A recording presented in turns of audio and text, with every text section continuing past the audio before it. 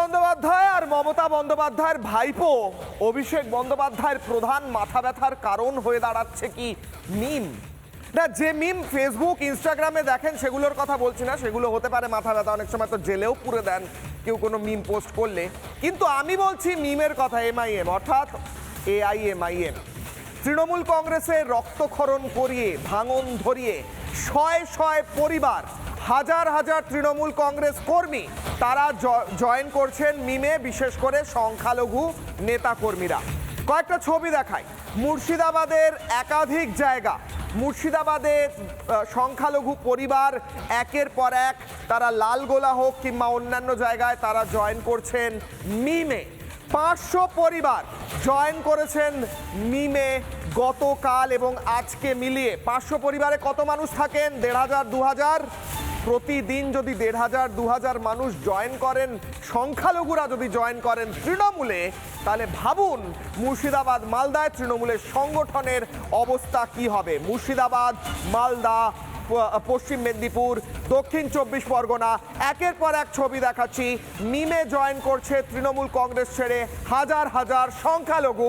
তার কারণ মমতা বন্দ্যোপাধ্যায় সংখ্যালঘুদের শুধুমাত্র মিথ্যে প্রতিশ্রুতি দিয়েছেন, তাদের কোনো আশা পূরণ করেননি, চাকরি দেননি, তাদের ব্যবহার করেছেন, তাদের দুধেল গাই বলেছেন, তাদেরকে ব্যবহার করে তারপর ফেলে দিয়েছেন চুইংগামের মতো ব্যবহার করার পরে সংখ্যালঘুরা এখন ডিসাইড করেছেন যে তারা আর মমতা বন্দ্যোপাধ্যায়ের সঙ্গে থাকবেন না, তারা নতুন দল এলে সেই নতুন দলের সঙ্গে যাবেন, কারণ কিংবা বিজেপির সঙ্গে যাবেন, কারণ মমতা বন্দ্যোপাধ্যায় তাদের মিথ্যে কথা বলেছেন। মমতা বন্দ্যোপাধ্যায় যাদেরকে দুধেল গাই বলে এসেছেন দীর্ঘদিন ধরে, যে 30%, 45%, 40%, এই যে হিসেবটা করে এসেছেন, পাটিগণিত হোক অথবা বীজগণিত, এখন গিয়ে যেন সবটাই ফেল হয়ে গেছে। মমতা বন্দ্যোপাধ্যায়কে তারা চিনে ফেলেছেন এবং যে কারণে তারা বলছেন আমরা প্রতারিত হয়েছি, আমরা বঞ্চিত হয়েছি, যে জন্য 26-এ কোনোভাবেই মমতাকে তারা চাইছেন না, তৃণমূলে ভাঙন ধরাচ্ছেন এবং হাত শক্ত করছেন মিমে। কি বলছেন তারা, শুনুন কতটা প্রতারিত, কতটা বঞ্চিত। লালগোলা বিধানসভার অন্তর্গত রামনগর গ্রামে 200টা পরিবার তৃণমূল কংগ্রেস ছেড়ে আজকে মিম পার্টি জয়েনিং করলো। মুর্শিদাবাদের মানুষ তারা জেনে গেছে রাজ্যের মুখ্যমন্ত্রী মমতা ব্যানার্জি সংখ্যালঘু ভোট নিয়ে সংখ্যালঘু মানুষকে ঠগিয়েছে। আজ মুর্শিদাবাদের সংখ্যালঘু মানুষ তারা বুঝে গেছে, দলে দলে তৃণমূল কংগ্রেস ছেড়ে আজ মুর্শিদাবাদে মিম পার্টি জয়েনিং করছে। সংখ্যালঘুদের কিনে রেখেছেন মমতা বন্দ্যোপাধ্যায়। সংখ্যালঘুরা শুধু আপনার সভায় যাবে? সংখ্যালঘুরা বিজেপির সভায় গেলে, শুভেন্দু অধিকারীর সভায় গেলে তাদের মেরে তার আঙুল ভেঙে দেবেন? তাই তো করেছেন নন্দীগ্রামে আপনার কর্মীরা। আপনার অনুপ্রেরণায় কি? প্রশ্ন করছি। কিভাবে আব্বাস বেগকে আক্রমণ করা হয়েছে তিনি নিজেই বলছেন, দেখুন।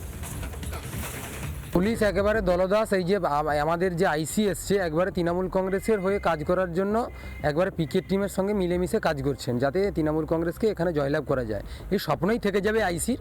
এখানে শুভেন্দুবাবু যদি এই বিধানসভা নির্বাচনে 26-এ দাঁড়ায় 30,000 ভোটে জিতবেন। মুসলিমরা বুঝে গেছে যে এটা হচ্ছে তৃণমূল কংগ্রেস একটা সাম্প্রদায়িক সরকার।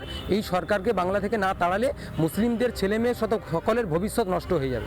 এই পুলিশ যে দলদাস তার প্রমাণ হচ্ছে, দেখুন আমার এই আঙুলটা ভেঙে দিয়েছে, তারপরেও পুলিশ কোনো অ্যাকশন নিচ্ছে না। এই কোমরে আমার চোট হয়েছে, বেল পড়তে হয়েছে, তারপরেও পুলিশ এফআইআর করছে না। দেওয়াল লিখন, রাইটিং অন দ্য ওয়াল। মমতা বন্দ্যোপাধ্যায় বুঝে নিন, সংখ্যালঘুরা আপনার সঙ্গে নেই। উদাহরণ, আপনার এক সময়ের MLA হুমায়ুন কবির খুব ভরসা করেছিলেন, যখন বলেছিল হুমায়ুন কবির কেটে ভাসিয়ে দেবো ভাগীরথীর জলে, তখনও ব্যবস্থা নেননি। কি বলছেন তিনি, হুমায়ুন কবির? আপনাকে তো প্রাক্তন করার কথা বলছেন মাননীয়া, দেখুন।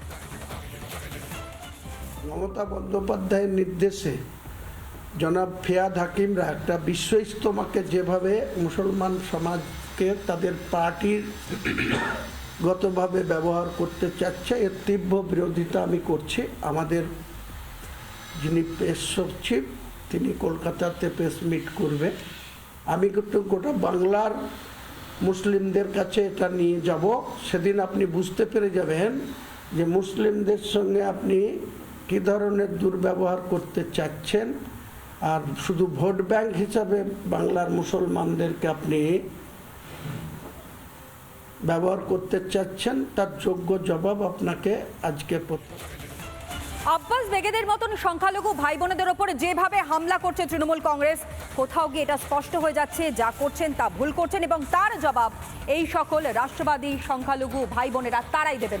শুনুন কি বলছেন আজ তারা। নন্দীগ্রামে আব্বাস বেগ উনি আক্রান্ত হয়েছেন শুধু শুভেন্দু অধিকারীর সভায় যাবার কারণে। এইটাই প্রমাণিত হয় যে তৃণমূলের পায়ের তলার মাটি সরে গেছে, এদের পিছন থেকে মুসলিম ভোট ব্যাংক চলে গেছে বলে এদের এত জ্বালা। কেন যে মুসলিমরা বিজেপি করতে পারবে না, সংবিধানের কোনো জায়গায় লেখা নেই। তৃণমূলকে উৎখাত করার জন্য আমরা মুসলিমরাও এসছি, মুসলিমদের নিয়েই তো ওরা আজ ক্ষমতায় রয়েছে। 26-এ বৈতরণী পার হওয়া খুবই মুশকিল। সংখ্যালঘু মানুষজনকে ধরে মারা হচ্ছে, এর কোনো বিচার আমরা পাচ্ছি না, আর পাবো না। আমরা সংখ্যালঘু অনেক কষ্টই আছি, আশা আমরা ছেড়ে দিয়েছি। এই সংখ্যালঘুকে আমাদের ভুল বুঝিয়ে অনেক করে আমাদের প্রতিশ্রুতি আর ভাওতাবাজি করে আমাদের শুধু ভোটটাই নেয়, আমাদের আর কিছুই করে না, শুধু প্রতিশ্রুতি আর কিছুই না। তনয়া, সংখ্যালঘুরা যখন বুঝতে পারছেন আসলে তাদের সঙ্গে ভাঁওতা হয়েছে, একই সঙ্গে হিন্দুদেরও জাগরণ হচ্ছে।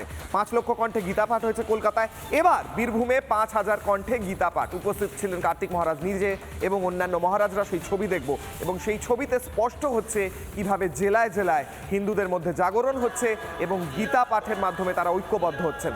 হিন্দু ঐক্যের সেই ছবিটাই আপনারা দেখতে পাচ্ছেন। গীতা পাঠের এই অনুষ্ঠানে তাদের উজ্জ্বল উপস্থিতি একেবারে স্পষ্ট করছে যে হিন্দুদের মধ্যে একতা, ঐক্যতা এবং সবটাই এই মুহূর্তে স্থিতিশীল অবস্থায় রয়েছে। কার্তিক মহারাজ তিনি কি বলেছেন একবার শোনাই আপনাদের।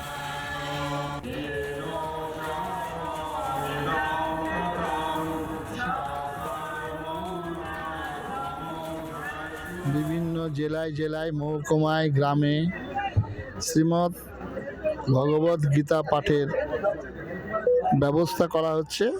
এর মধ্য দিয়ে লোকের মধ্যে ধর্মভাব, একদিকে গীতা যে সৃষ্টি হয়েছিল, একদিকে ধর্ম একদিকে অধর্ম, একদিকে ন্যায় অন্যায়, পররাজ্য লোলুপতা, সেখান থেকে অর্জুনকে কেন্দ্র করে সারা ভারতবর্ষের মানুষকে শিক্ষা দিয়েছেন।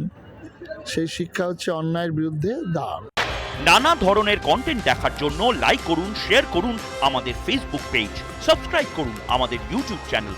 পাশাপাশি অন্যান্য ব্রেকিং নিউজের জন্য অবশ্যই চোখ রাখুন রিপাবলিক বাংলায়।